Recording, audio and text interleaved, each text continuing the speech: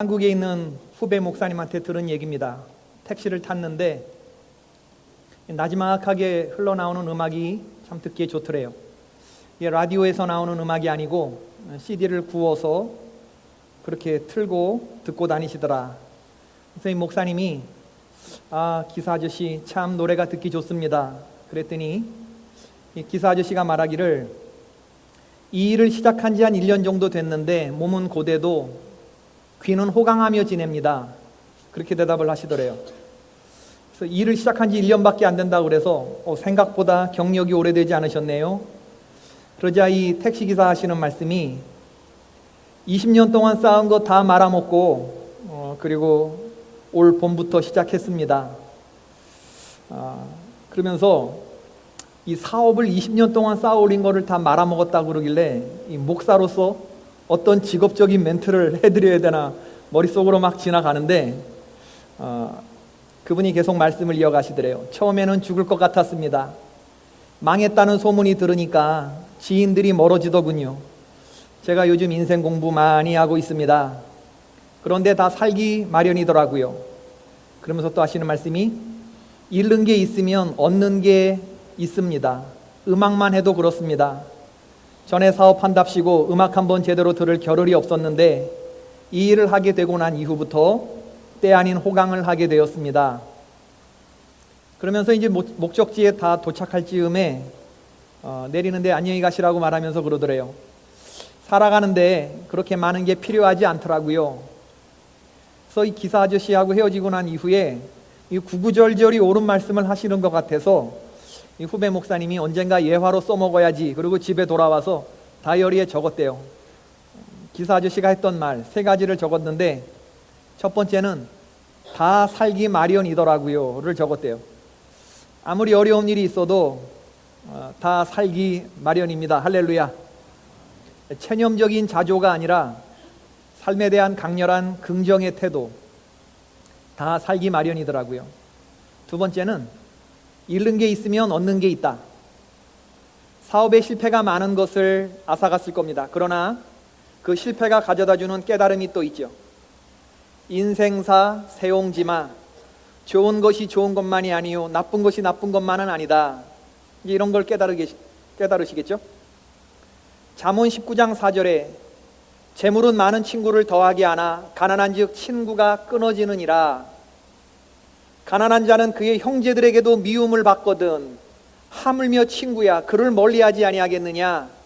따라가며 말하려 할지라도 그들이 없어졌으리라. 여러분 이런 말씀이 성경에 있는 거 아세요?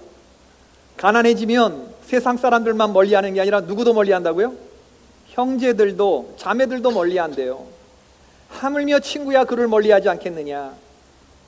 쫓아가면서 내가 만나려고 해도 만나준다는 거예요? 만나주지 않는다는 거예요? 만나주지 않는다는 거예요. 세상적으로 잘 나갈 때는 남의 일처럼 들리던 말씀들이 이제 뼛속까지 사무치는 말씀으로 들리는 거죠. 세 번째는 사는데 그렇게 많은 것이 필요하지 않더라고요 를 적었대요.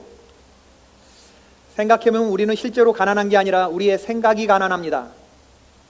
그래서 우리의 가난은 실제적인 가난이 아니라 관념적인 가난이죠. 관념적인 가난. 사실 우리에게는 살아가는데 필요한 것들이 충분히 있습니다. 문제는 그것을 족하게 여기고 살지 못하는 자족이 안 되는 우리의 과한 욕심이죠. 욕심이 우리를 가난하게 만드는 겁니다. 어떤 분이 말씀하시기를 인생 80년이 엄벙덤벙 20년, 전전긍긍 20년, 설렁설렁 20년, 아차아차 20년이다. 그렇게 얘기를 하더라고요. 20대까지는 엄벙덤벙 보내요. 그리고 아이들 키우고 정신없을 40대까지는 전전긍긍하면서 보낸다. 아이들 크고 난 다음에 좀 살만해지면 설렁설렁 대충대충 그러다가 80이 가까우면서 아차아차 싶어지는 게 인생이더라. 엄벙덤벙 20년, 전전긍긍 20년, 설렁설렁 20년, 아차아차 20년. 생각해보면 참 짧은 인생인데 이 짧은 인생 가운데서 우리가 겪는 삶의 고난과 고통의 문제들이 있죠. 그냥 당하는 고통이 아니라 뼛속까지 적시는 고통이 우리들에게 깨달음을 갖다 줘요. 성경에 보면서 사람이 한평생 살면서 당하는 고통을 아주 종합적으로 겪은 사람이 누구냐? 그러면 욥입니다. 하루아침에 자녀를 잃고 그리고 재산을 잃고 자신의 건강까지 잃었던 사람, 인생의 쓴맛, 단맛, 신맛, 떫은 맛을 다 본 사람, 그럼에도 불구하고 이런 고통을 지나면서 까닭 없이 하나님을 경외한 사람, 그래서 하나님이 사탄에게 얘를 건드려 보라고, 이 사람처럼 순전하고 정직하고 하나님 경외하고 악에서 떠난 사람이 없다고 하나님이 자랑스러워하시면서 자존심을 거신 사람, 그가 바로 욥이죠. 에스겔이 언급했던 에스겔서에서 세 사람의 인물이 있었는데 오늘은 그 마지막 인물 욥을 살펴보려고 합니다. 제가 이전에 두 사람은 누구누구에 대해서 얘기했죠? 노아, 다니엘, 오늘 욥. 노아, 다니엘, 욥, 이 세 사람이 내 앞에 선다 할지라도 에스겔이 그렇게 얘기했을 때 하나님이 콕 집어서 당신의 자존심을 거신 종은 이렇다라는 걸 말해줬던 사람들이죠. 저는 오늘 두 가지를 말씀드리려고 하는데, 하나는 고통 가운데 몸부림치는 욥의 기도, 또 하나는 하나님의 회복의 역사에 대해서 말씀드리려고 해요. 우선 욥의 처절한 몸부림. 욥은요, 이런 삶의 고통을 마음의 준비를 할 겨를이 없이 당해요. 사환이 욥에게 와서 이르되 소는 밭을 갈고 나귀는 그 곁에서 풀을 먹는데 더없이 평화로운 날이죠. 스바 사람이 갑자기 와서 그것들을 빼앗고 칼로 종들을 죽였나이다. 그가 아직 말하는 동안에 또 한 사람이 와서 이르되 하나님의 불이 하늘에서 떨어져서 양과 종들을 살라 버렸나이다. 그가 아직 말하는 동안에 또 한 사람이 와서 아뢰되 갈대아 사람이 새 무리를 지어 갑자기 낙타에게 달려들어 그것을 빼앗으며 칼로 종들을 죽였나이다. 그가 아직 말하는 동안에 또 한 사람이 와서 아뢰되 주인의 자녀들이 그들의 맏아들의 집에서 음식을 먹으며 포도주를 마시는데 거친 들에서 큰 바람이 불어와 집 내 모퉁이를 치매 그 청년들 위에 엎어짐으로 그들이 죽었나이다. 그리고 그 다음 순간 하나 더 추가하게 된 고통이 뭐냐면 사탄이 욥을 쳐서 그의 발바닥에서부터 정수리까지 종기가 나게 한지라. 욥이 제 가운데 앉아서 질그릇 조각을 가져다가 몸을 긁고 있더니. 여러분, 어느 하나만, 재산이든 자녀든 아니면 건강이든 어느 하나만 건드려도 죽을 것처럼 힘든 게 인생사인데 이 세 가지를 한꺼번에 다 당했다고 한번 생각을 해보세요. 욥기의 이야기는 이런 고통에 맞서서 이런저런 말을 하는 친구들의 주제넘은 해석에 대해서 욥이 맞서는 내용으로 채워져 있고, 또 그런 하나님께 원망하며 부르짖는 그런 몸부림의 기록입니다. 욥은 이런 고통을 당하면서 완전히 나가 떨어졌어요. KO가 됐습니다. 깊은 절망과 낙심에 빠지고 분노하고 영적인 침체를 경험하죠. 어떻게 하나님이 나에게 이럴 수 있는가? 내가 도대체 그분 앞에 뭘 잘못했단 말인가 하고 분노해요. 마음이 가라앉을 대로 가라앉아 버립니다. 그런 욥에게 제4의 고통이 있는데 그 주변 사람들의 말이에요. 우선 욥의 아내는 그 고통을 견디지 못합니다. 남편에게 말해요. 당신이 그래도 믿음의 순전을 지키겠느냐? 하나님을 욕하고 죽으라. 이건 욥에게 결정타였을 것 같습니다. 자기가 당하는 고통도 고통이지만 아이들을 잃고 몸부림치며 힘들어하는 아내의 고통을 지켜보는 것은 남편으로서 참 힘든 고통이죠. 거기다 친구들이 너와 내 자녀들은 죄가 있어서 이런 일을 당한 것이 아니냐, 빨리 회개하고 돌이키라 라고 조언할 때 욥은 친구들의 말을 듣고 더 절망스러워하죠. 너희들은 나에 당한 상처에 소금을 뿌리는 사람들이라고 말합니다. 주변 사람들의 수군거림도 있었을 거예요. 저 욥의 가정은 예수 믿고 벌받았다. 여러분, 이런 고통을 당하게 되면 여러분은 어떻게 반응하십니까? 제가 욥의 모습을 보면서 그가 참 훌륭하다고 느껴지는 점은 하나님을 붙잡고 놓지 않고 계속해서 나아가는 모습, 그게 욥에게 있다는 점입니다. 욥은 하나님을 붙들고 치열하게 고민해요. 비록 절망과 분노와 영적 침체, 고통으로 인해서 죽을 것 같이 힘들어도 하나님을 욕하고 죽는 방식을 택하지 않아요. 친구들이 말하는 그러한 조언들을 받아들이지 않습니다. 욥은 분명하게 자기가 체험하는 하나님, 그 하나님께 물으려고 나의 하나님을 더듬어 가려는 노력을 기도 중에 해요. 이게 굉장히 훌륭한 자세라는 거죠. 생각해보면 우리들이 하나님에 대해서 갖는 믿음은 욥과 달라도 너무 다른 측면이 있습니다. 우린 하나님께 너무 쉽게 왔다가 너무 쉽게 떠나요. 욥의 아내처럼 좋을 때는 하나님을 붙들었다가 조금만 어려운 일을 당하면 뒤도 돌아보지 않고 떠납니다. 이 신앙인의 일천한 믿음이죠. 여러분, 하나님을 욕하고 죽으라, 당신이 이런 일을 당해도 하나님께 믿음의 순전을 지키겠느냐, 이런 욥의 아내의 이런 말이 바로 우리의 모습은 아니었느냐.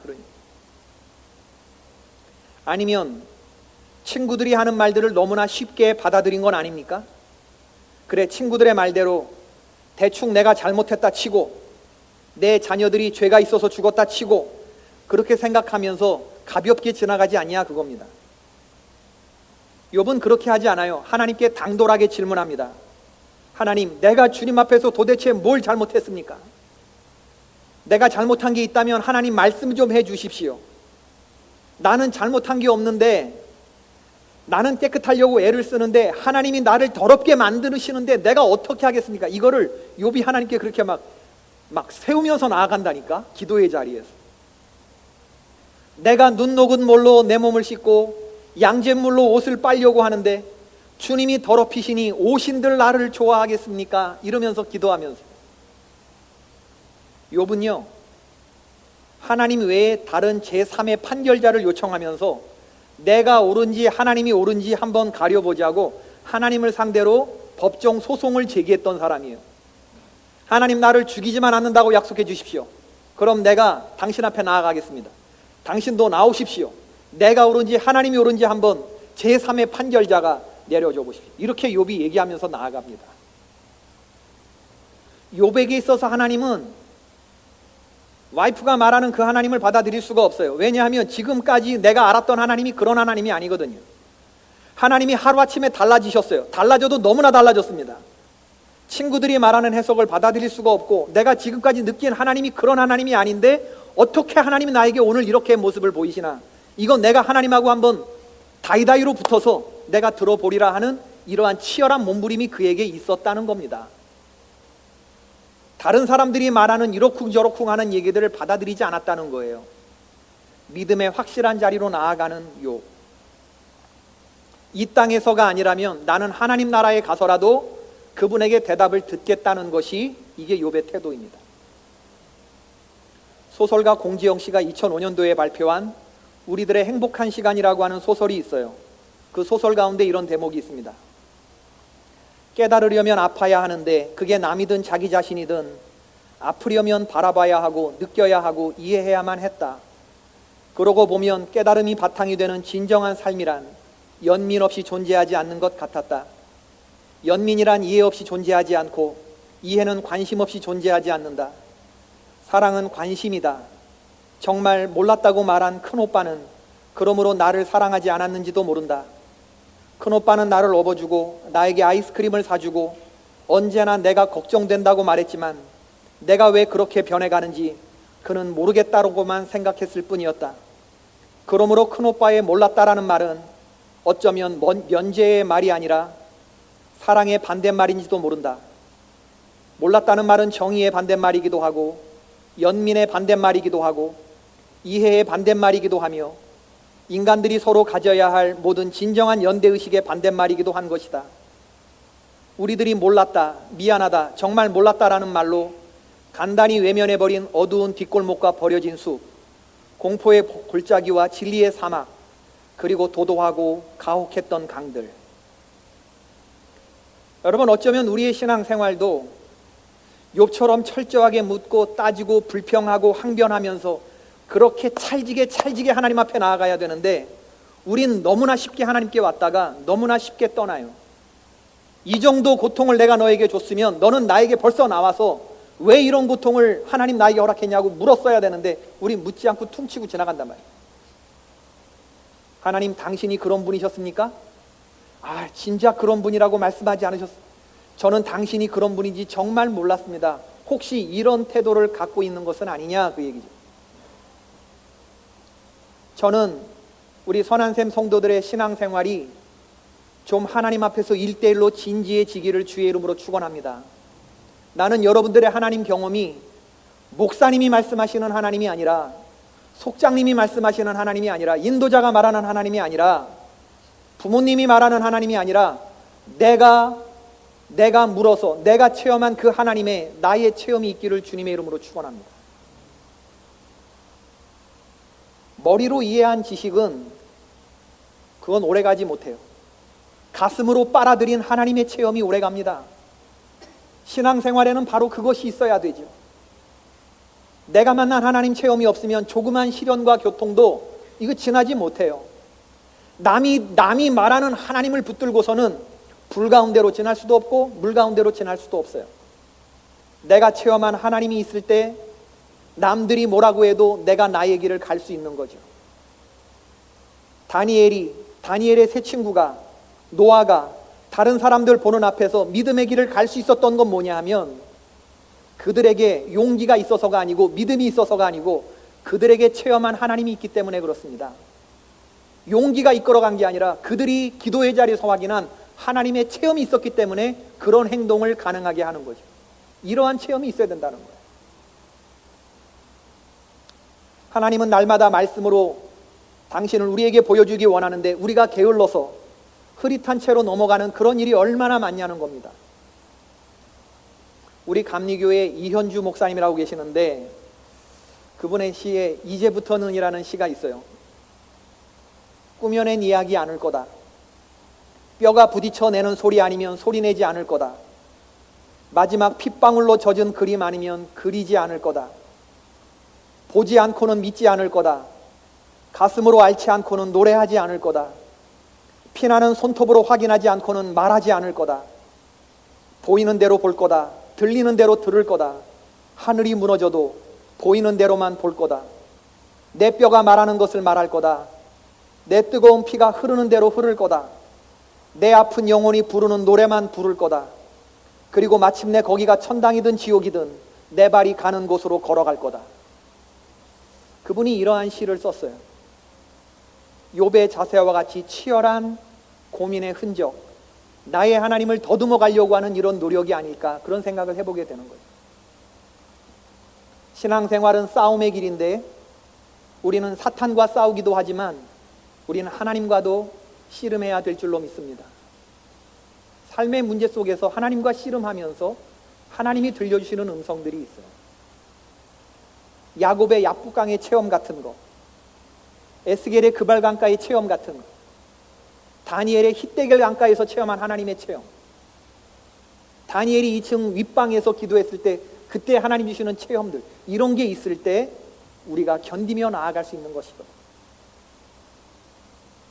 하나님은 우리의 고통에 대답을 해주지 않지요.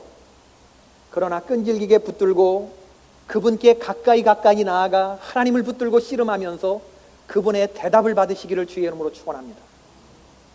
야, 미안하다. 야, 내가 그렇게까지는 안 하려고 그랬는데 저 사탄이라는 놈이 까닭없이 나를 격동해서, 나는 너를 자랑했는데 저 사탄이 가죽을 받고 오니 그의 뼈와 살을 쳐보라고 그래서 난 솔직히 안 그러려고 했는데 난 잘못한 거 없다. 야, 얘가 그랬다. 야, 미안하다. 야. 하나님이 이렇게 말하지 않아요. 그렇게 하나님이 우리에게 까닭을 설명해 줬다면 우리의 믿음의 체험은 또한 그 순간 약해졌겠죠. 하나님은 우리가 겪는 인생의 도무지 영문을 모르는 그런 고통에 대해서 다 말씀해 주지 않아요. 다 말씀해 주지 않는 이유는 뭐냐 하면 우리가 까닭 없이 하나님을 경외하는 사람이 되기를 바라셔서입니다. 믿으십니까? 까닭이 있을 때는 나왔다가 까닭이 없을 때는 돌아가 버리는, 나에게 이익이 되면 하나님 섬겼다가 이익이 안 되면 그냥 매정하게 떠나버리는 이런 성도들은 많아요. 그러나 이 모든 걸 거두어 가도 하나님 당신만이 나의 주인이라고 고백하는 그런 성도가 있느냐? 그런 사람은 죽었다는 게 사탄의 말이고, 그런 사람이 욥이라는 게 하나님의 자랑이고, 하나님의 자랑과 자존심이 되시는 성도들 되길 축원합니다. 욥기 마지막 42장에서 우리는 두 번째로 하나님의 회복의 이야기를 들어요. 저는 이게 굉장히 중요한 포인트라고 생각하는데, 욥기 42장에 하나님이 그냥 쓱 뭉뚱그려서 회복시켜 주는데, 처음에 있었던 욥의 재산이 몇 배로 늘어나죠? 갑절로 늘어나요. 갑절로 2배로. 소, 당나귀, 나귀, 양 이런 게. 그리고 죽은 자녀들 몇 명이었죠? 10명. 이후에 몇 명이 다시 또 늘어나죠? 다시 또 10명을 줘요. 근데 10명인데 이번에 3명은 욥의 딸들인데, 아들 7에 딸 3인데 딸들은 굉장히 예뻤다고 그랬어요. 우스 땅에 욥의 딸들처럼 예쁜 딸이 없다고. 아주 미스 우스 땅 이런 그 딸들이 예쁜 딸을 줘. 열을. 그리고 아들과 딸의 성 비율도 맞춰줘요. 수명도 연장시켜 주세요. 하나님이 이전보다 더 넘치는 방식으로 하나님 회복시켜 줬어요. 와이프하고 관계도 회복됐으니까 당신이 그래도 하나님을 욕하고 떠나느냐, 하나님의 순전을 굳게 지키고자 하느냐, 하나님 욕하고 떠나라 했던 와이프하고 관계가 어떻게 회복됐는지 하여튼 자녀 10명을 낳아요. 그 사이에서 또. 그죠? 여러분, 욥이 말년에 이 고통을 지나고 난 후에 하나님의 이러한 은총이 있다고 좋아했겠습니까? 뭐 낙타나 소나 이런 거는 2배로 늘려주면 하나님은 고마운 거예요. 그렇지만 자녀는 그렇지 않잖아요. 내가 공부 못하고 못난 자식들 10명 데리고 새로운 자식을 줄게. 이건 등가 교환이 되는 게 아니란 말이에요. 이미 하나님은 욥에게 병을 줬어요. 사망의 음침한 골짜기를 걸을지라도 내가 해를 두려워하지 않을 것을 했는데 하나님이 욥에게는 해를 줬어요. 이미 아팠어요. 죽을 것 같이. 그런데 그거 지나고 나서 다시 10명의 자녀를 줬다고 욥이 좋아했겠는가? 욥은 좋아하지 않았겠죠. 욥의 입장에서 봤으면 이건 하나님이 분명히 병 주고 약 주는 거죠. 그런데 하나님의 관점에서 여러분 볼 수 있기를 주의 이름으로 축원합니다. 하나님은 욥의 탄식을 보고 계셨고, 욥이 하나님 없다고 할 때 하나님은 가장 가까이에서 욥을 지켜보고 계셨고, 욥보다 더 아파하시면서 욥을 지켜보고 계셨어요. 욥보다 아주 미안한 마음을 가지고 욥을 지켜보지 않았겠습니까?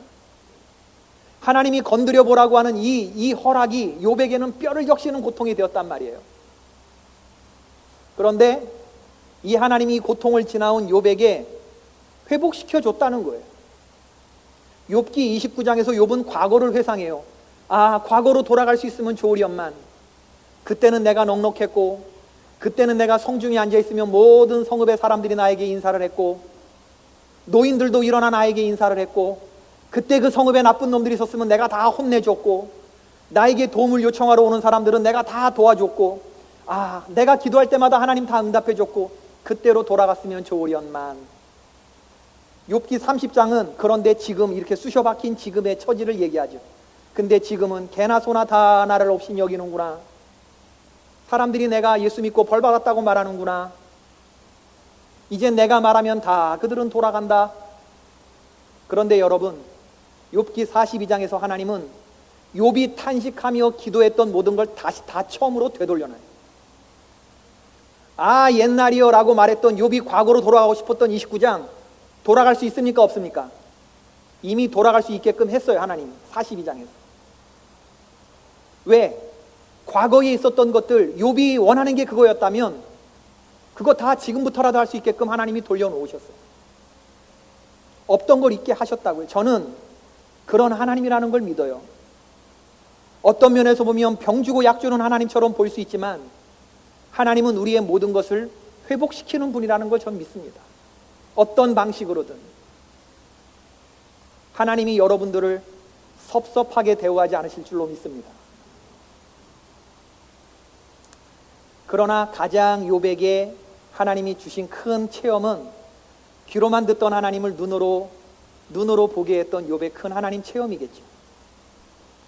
욥이 몸부림치며 기도한 것 하나님이 다 어느 틈엔가 응답해 주시고, 욥이 하나님 나오라고 말했을 때 정말 하나님이 욥 앞에 나타나시고 만나주시고 욥의 생각을 틔워주시고 그리고 완전히 달라진 욥으로 만들어주시는 그 이야기를 우리는 읽습니다. 저는 서두에 택시기사 아저씨의 인생 깨달음에 대해서 언급했어요.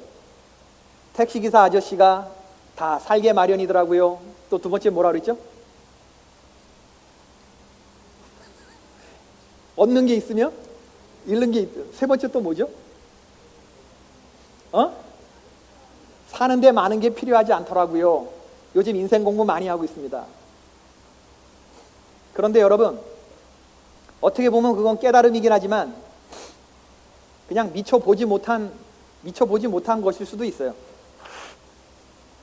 그냥 세상이 그렇다는 거를 뒤늦게 아셨을 뿐이지 이분의 깨달음이 그렇게 큰 깨달음이 아닙니다. 그냥 잘 나갔을 때 몰랐던 부분을 그냥 알게 된 것뿐이지. 같은 문제라도 1점짜리 문제가 있는가 하면 수학에 5점짜리, 10점짜리 문제가 있어요. 1점짜리 한 두세 개 틀려도 돼요. 10점짜리 하나 맞으면 되는 겁니다. 10점짜리 깨달음이 뭐냐면 하나님과의 관계성 속에서 전혀 생각지 못했던 것들을 깨닫는 깊은 깨달음이에요. 하나님의 사람들의 깨달음은 이런 택시기사 아저씨의 깨달음이 잘못됐다는 게 아니라 그거보다 좀 더 고차원적이라는 거죠.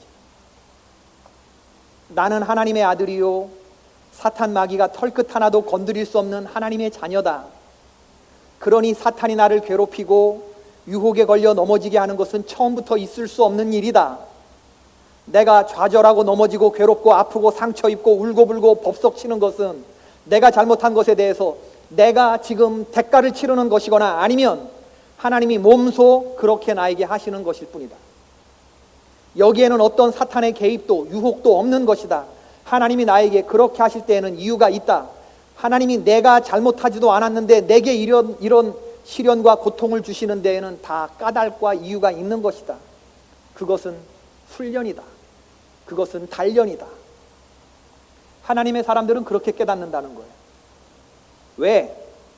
좌절하지 않고서는 다시 시작할 수 없고 넘어지지 않고서는 다시 일어설 수 없고 괴롭지 않고서는 편안해 볼 수 없고 아프지 않고서는 나을 수 없고 상처 입지 않고서는 성할 수 없고 울어보지 않고서는 웃을 수 없고 캄캄한 밤을 견뎌보지 않고서 새벽을 맞을 수 없기 때문에 사랑 아닌 것을 모르고서는 사랑을 할 수 없기 때문에 단련하고 또 단련하여 정금으로 나오지 않으면 하나님의 멸관을 장식할 성도가 되지 못하기 때문에 그래서 나는 오늘도 이렇게 좌절하고 넘어지고 괴롭고 아프고 상처 입고 울고불고 난리법석인 거죠.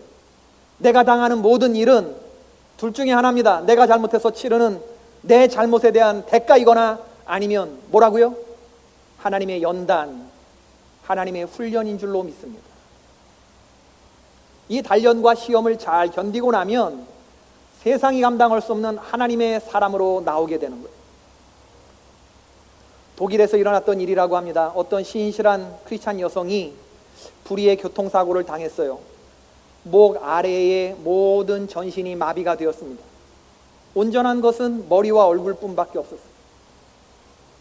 그야말로 어느 날 갑자기 당한 이러한 사고로 이 사고가 그녀에게서 모든 것을 다 빼앗아가 버리고 말았습니다. 깊은 고통과 구렁에서 빠져나온 이 여인은 하나님이 이 고통을 나에게 왜 주셨나를 생각해 봤죠. 너무나 힘들었어요. 왜 내가 이런 시련을 당해야 되는지.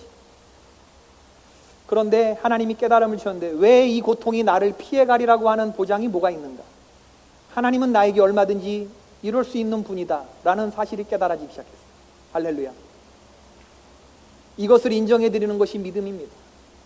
왜 고난이 나를 피해가야만 한다고 생각하는가? 창조주 하나님은 피조물에게 당신의 마음대로 할 수 있지 않겠는가? 하나님은 나에게 이 고통을 주실 수 있는 분이시다 라는 게 깨달아지고 난 다음에 그 바닥에서부터 다시 올라오기 시작했는데 이 여인이 이렇게 생각했어요. 그럼 하나님은 지금 나의 몸을 가지고 내가 어떻게 살기를 바라시는가? 그녀는 나의 얼굴과 머리만으로 내가 할 수 있는 일이 뭘까를 생각해 봤죠. 그랬더니 할 수 있는 게 꽤 많이 있더라는 거예요. 말할 수 있고 웃을 수 있고 울 수가 있겠더래요. 그런데 우는 것보다 말하고 웃는 쪽을 택하는 게 좋겠다라고 생각이 돼서 자신을 돌보는 사람에게 우리 집 앞에 공장 다니는 골목에 자기를 놓아달라고 부탁했습니다. 그녀는 아침 공장 노동자들이 출근하는 길에 휠체어에 앉아서 노동자들을 향해서 웃으면서 말했죠. 좋은 아침입니다. 좋은 하루 되세요. 안전사고에 유의하세요. 좋은 아침입니다. 좋은 아침입니다. 안전사고에 유의하세요. 그녀의 이런 인사가 공장 사장과 노동자들에게 끼치는 영향이 컸습니다. 그러던 어느 날 그녀가 골목에 나오지 않았죠. 그녀의 병세가 악화되어 병원에 실려갔기 때문인데 며칠 뒤 그녀가 숨을 거두었을 때 공장 사장은 공장문을 닫고 모든 노동자들과 함께 그녀의 장례식에 참여했다고 합니다. 하나님은요, 까닭없이 우리를 치시기도 하실 수 있는 분이에요. 하나님은 그리고 우리를 회복시키시는 분이시기도 합니다. 여러분들이 하나님을 섬기는 과정에서 손해보고 계시고 있는 것이 있다면, 여러분들의 명백한 잘못과 상관없이 이해할 수 없고 납득할 수 없는 어떠한 삶의 고통과 시련이 온다 그러면 제가 말씀드릴 게 있는데, 그건 뭐냐면 하나님이 반드시 이 땅에서 보상해 주실 거라는 사실입니다. 어떤 식의 보상일지는 모르겠어요. 그건 하나님과 여러분 둘 사이에 있는 일이에요. 대신 여러분이 하나님을 굳게 붙잡으셔야 돼요. 그럴 때 하나님께서 섭섭한 채로 이 세상을 마감하지 않게끔 하실 줄로 믿습니다.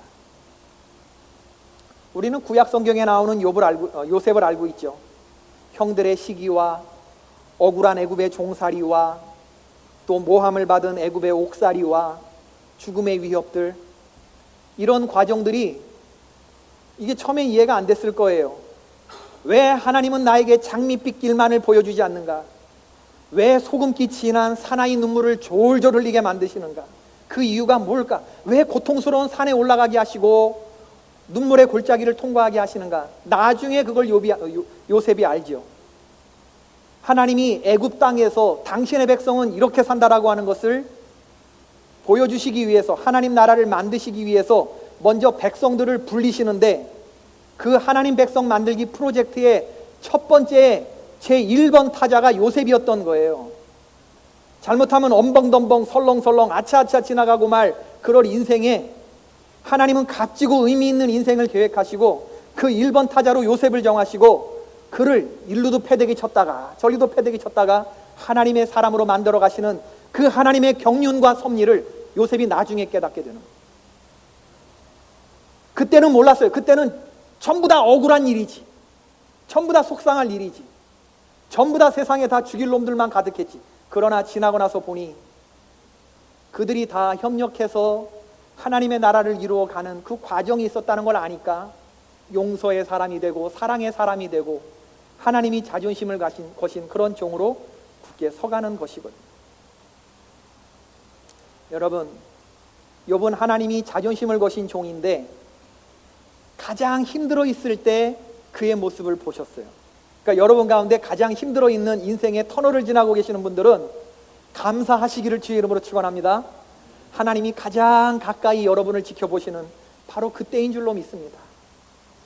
욥은 이렇게 믿음으로 이겼는데 여러분은 어떻게 하나님 앞에 나아갈 겁니까? 그런 하나님을 뭐하러 믿냐고, 예수 믿고 벌 받을 거 뭐하러 예수 믿냐고 사람들 말 듣고 떠나시겠습니까? 아니면 친구들이 말하는 어떤 그런 얘기에 퉁치고 지나가겠습니까? 아니면 나 하나님에게 대답을 들으리라, 하나님은 나를 잊지 않고 계시리라 믿음을 발동하면서 나아가겠습니다. 우리가 그런 찬양을 부르는데, 나의 평생에 오직 주님만 찬양하리, 주님 품 안의 아이와 같이 나의 일생에 많은 고통 찾아와도 주님과 함께 이길 수 있으리, 주의 손 나를 붙드사 감당할 힘 주시네, 나를 인도하시네. 하나님 나를 인도하소서, 십자가의 길로만 가게 하소서. 하나님 나를 인도하소서, 주의 얼굴을 내게 보이소서. 힘들고 어려운 시간 속에서 우리가 주님의 품 안에 있음을 믿고 일생에 많은 고통이 찾아와도 감당할 힘 주신다고 믿고 어떤 길로만 행하자고요? 십자가의 길로만 행하는 선한 셈의 성도들 되시길 주의 이름으로 축원합니다. 하나님 나를 인도하소서, 십자가의 길로만 가게 하소서. 하나님 나를 인도하소서, 주의 얼굴을 내게 보이소서. 할렐루야.